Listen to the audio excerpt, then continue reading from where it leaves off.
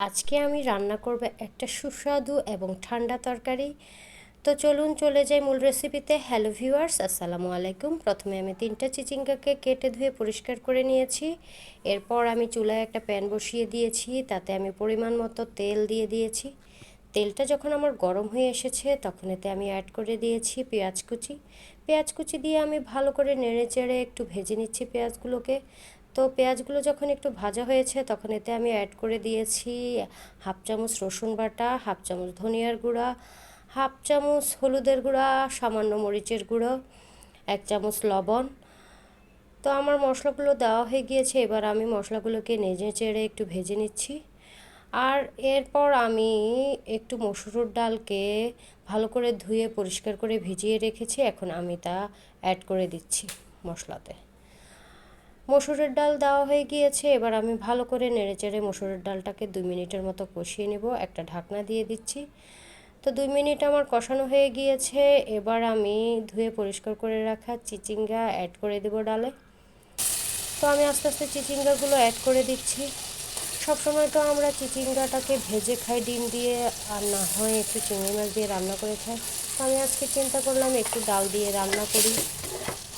তো আমার চিচিঙ্গাগুলো দেওয়া হয়ে গিয়েছে। এবার আমি ভালো করে নেড়ে চেড়ে 2-3 মিনিটের মতো চিচিঙ্গাটাকে কষিয়ে নিচ্ছি। এখন আমি আপাতত ঢাকনা দিব না। তো আমার চিচিঙ্গাটা প্রায় কষানো হয়ে গিয়েছে। আমি একটু নেড়ে চেড়ে এখন এতে পানি অ্যাড করে দিব। আমি এতে 2 কাপ পরিমাণ পানি অ্যাড করে দিচ্ছি।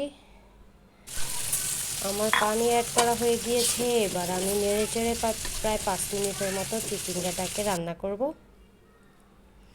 আমি এখন একটা ঢাকনা দিয়ে দিচ্ছি। ঢাকনা দিয়ে আমি 5 মিনিট রান্না করব।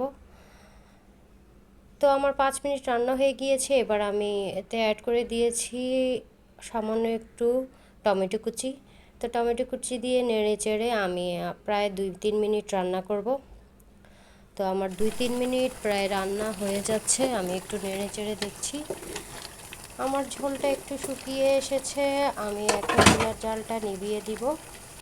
এবার আমি অন্য একটা প্যানে সামান্য পরিমাণ তেল দিয়ে দিয়েছি। এতে আমি 3টে শুকনো মরিচ দিয়েছি। শুকনো মরিচটাকে ভেজে নিচ্ছি।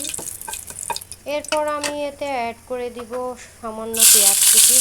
পেঁয়াজ কুচি দিয়ে আমি আমার ডাল তরকারিটাতে একটু ফোড়ন দিব। ডাল তরকারিটাতে একটু ফোড়ন দিলে খুবই মজা হয়। তো আমি আমার ডাল তরকারিটাতে ফোড়ন দিয়ে দিচ্ছি। আমার ফোড়ন দেওয়া হয়ে গিয়েছে এবং আমার মজাদার তরকারিটাও রান্না হয়ে গিয়েছে। দেখুন কতটা সুন্দর এবং কতটা মজার হয়েছে। আপনাদের যদি আমার এই রান্নাটা ভালো লাগে তো অবশ্যই বাসায় ট্রাই করবেন। আর সবাই সবসময় ভালো থাকবেন, সুস্থ থাকবেন এবং আমার পাশে থাকবেন। ধন্যবাদ সবাই।